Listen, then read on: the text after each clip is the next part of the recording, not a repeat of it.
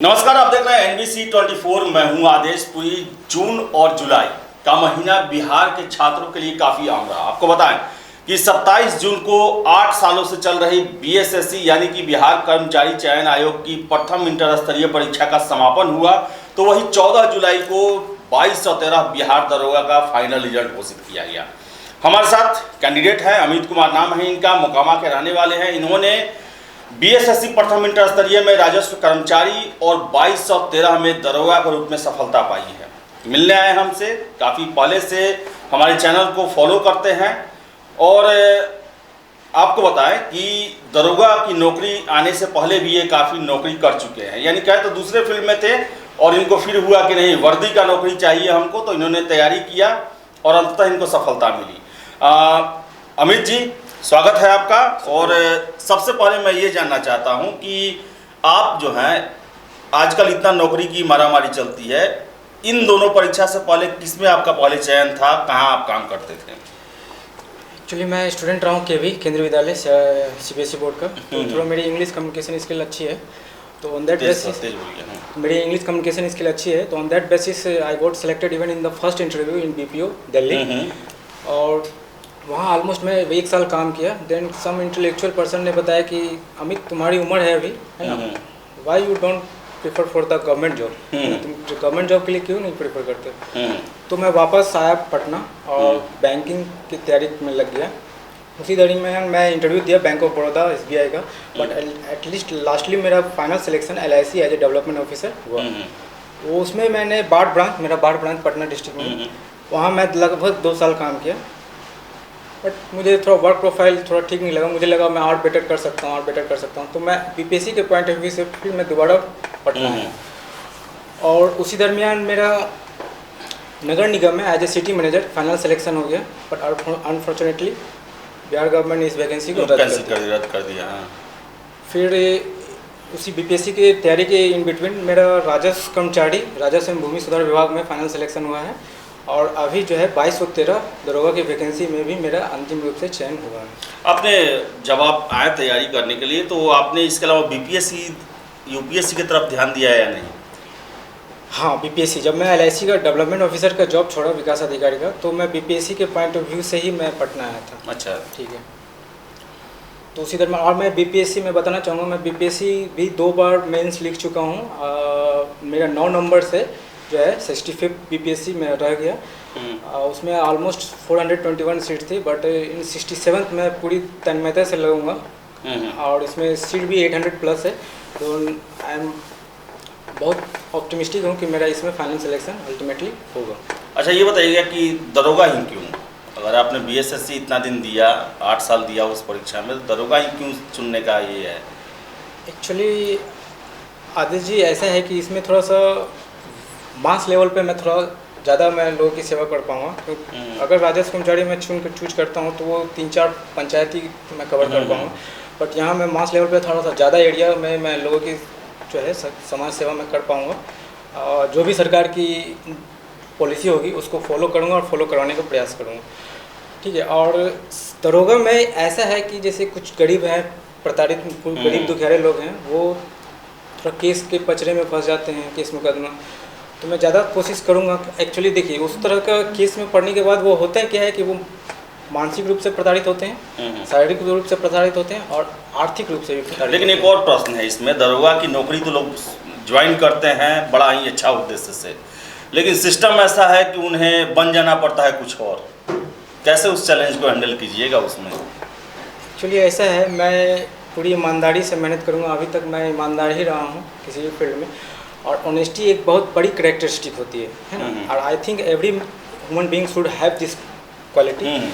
और उसी बेसिस पे मैं जो भी मुझसे बन पाएगा मैं करूँगा, और समाज हित में ही कार्य करूँगा, और सिस्टम में रहकर सिस्टम को दुरुस्त करने का ही। तैयारी आपका कहाँ से चला? तैयारी आप पटना है, तो पटना में सेल्फ स्टडी या किसी लाइब्रेरी को ज्वाइन किए हैं या किसी टीचर को ज्वाइन किए हैं? कैसे, अगर मानिए कि जो लड़के, अभी बहुत सारा फ़ोन आ रहा है मेरे पास कि दरोगा का वैकेंसी कब आएगा, या बहुत सारे कैंडिडेट ऐसे हैं जिनका मेरिट में नहीं हुआ, कैसे तैयारी करना चाहिए कि दरोगा परीक्षा, जो कि इस बार काफ़ी अब माना जा रहा है कि उच्च दर्जे का परीक्षा हो गया, कहने के लिए नहीं रहा पहले का दरोगा कि आप एक परीक्षा पास कर गए, फिजिकल निकालनी हो गए, किस तरह करना होगा तैयारी? एक्चुअली मैं ऑनेस्टली फ्रेंकली स्पीकिंग मैं सिर्फ बीपीएससी के का ही मैं क्लास लिया हूँ, और ये मैं स्नेप वेदर सर के यहाँ क्लास लिया था, ठीक है। और वो भी ऑलरेडी बीपीएससी के थ्रू सेलेक्टेड हैं, एमयू हैं, म्यूनिसिपल एग्जीक्यूटिव ऑफिसर। तो ये दरोगा का हुआ या राजस्व कर्मचारी का, ये बीपीएससी का चूँकि पीटी का और ये दरोगा का सिलेबस जो है पीटी मेंस का ऑलमोस्ट लगभग सेम है, क्योंकि वन डे एग्जाम है। तो इसकी मैं पर्सनली कोई स्पेशल कोचिंग नहीं लिया, ये खुद से सेल्फ स्टडी करके ही मैं किया।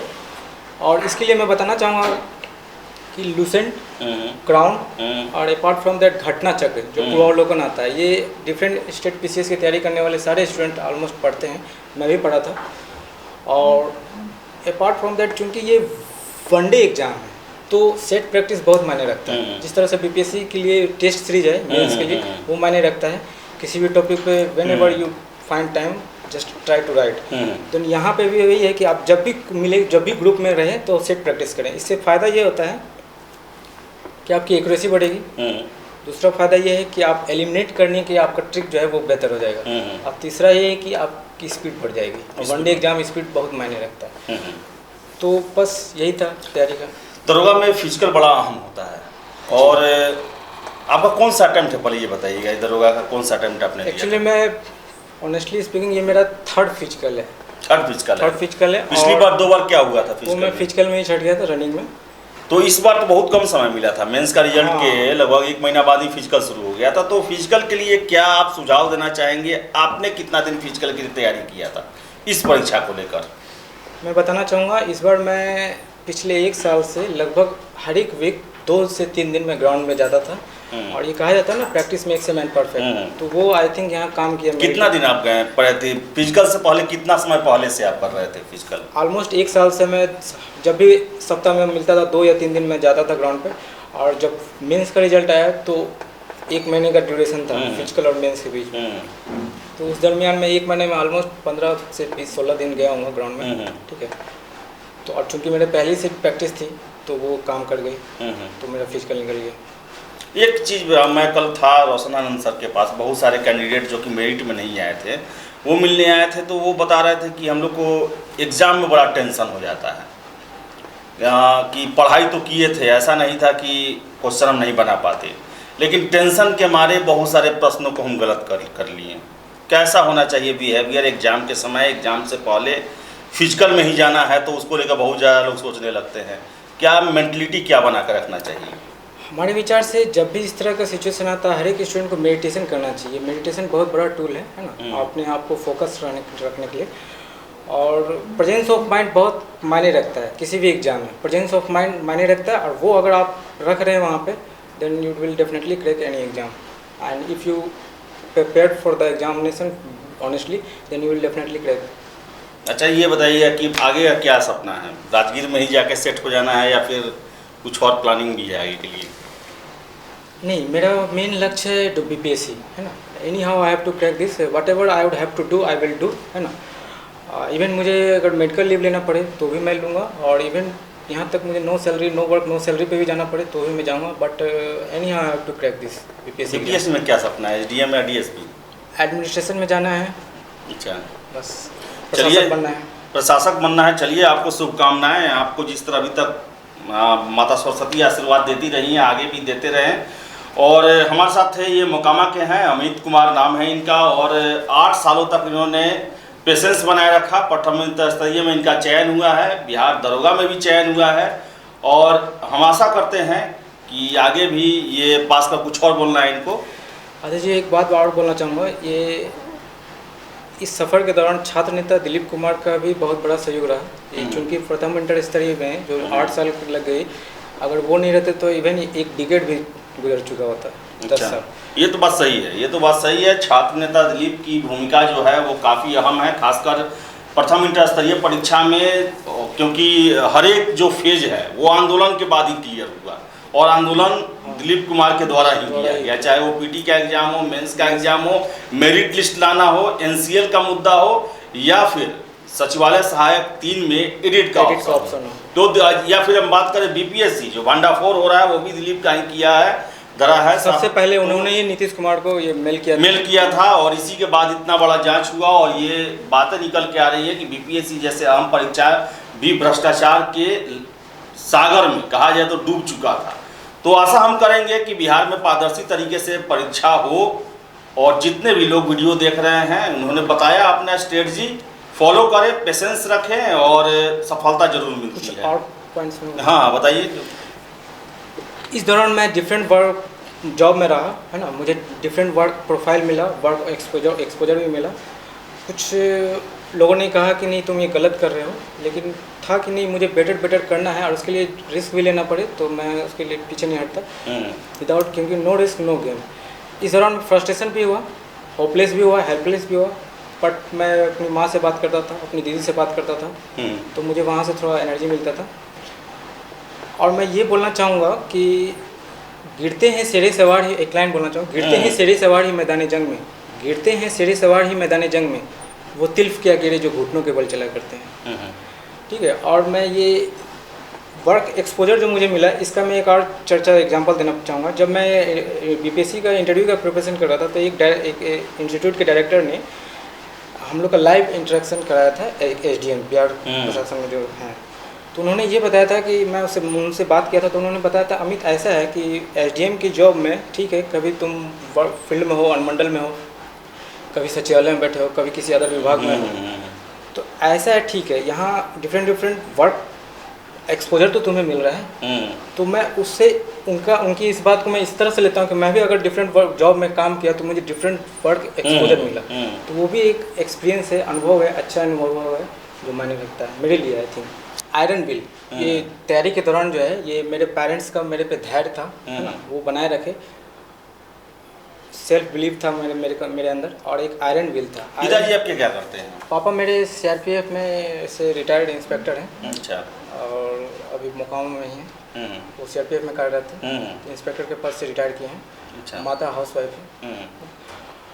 और आयरन विल के जहाँ तक बात है मैं ये कहूँगा if you have an strong iron will then you can offshore the death for 2 decade. मतलब अगर आप में एक दृढ़ इच्छा शक्ति है तो आप अपने मौत को भी 2 सदी तक टाल सकते हैं। तो वो स्ट्रॉन्ग आयरन विल बहुत ज़रूरी है किसी भी फील्ड में अच्छा बेटर करने के लिए। और मैं ये भी बोलना चाहूँगा doing something madness in life is far better than doing nothing in the life. I mean to say to live a monotonous और boring life.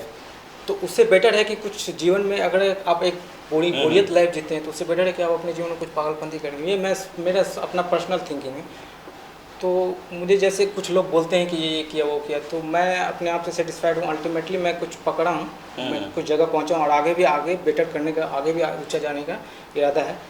तो on that basis I think. तो आपको बता दें कि पेशेंस रखना होगा और कंपटीशन है, कंपटीशन में आपको बताएं छांटने के लिए ही ये व्यवस्था की जाती है, परीक्षा ली जाती है और सेलेक्टेड जो मेहनत करके तैयारी करके अपनी तैयारी अच्छा कर लेते हैं उनका ही फाइनल सिलेक्शन होता है। तो बस प्रैक्टिस करना है, चाहे पढ़ाई के क्षेत्र में हो या फिजिकल के क्षेत्र में हो। और अमित जी को हम शुभकामना देते हैं कि अभी दरोगा में हैं तो जाएं, इनका भविष्य अच्छा हो, उज्जवल हो और आगे भी जो चाहते हैं बीपीएससी में वो पद इन्हें मिले। फिलहाल इस वीडियो में इतना ही, बहुत बहुत धन्यवाद।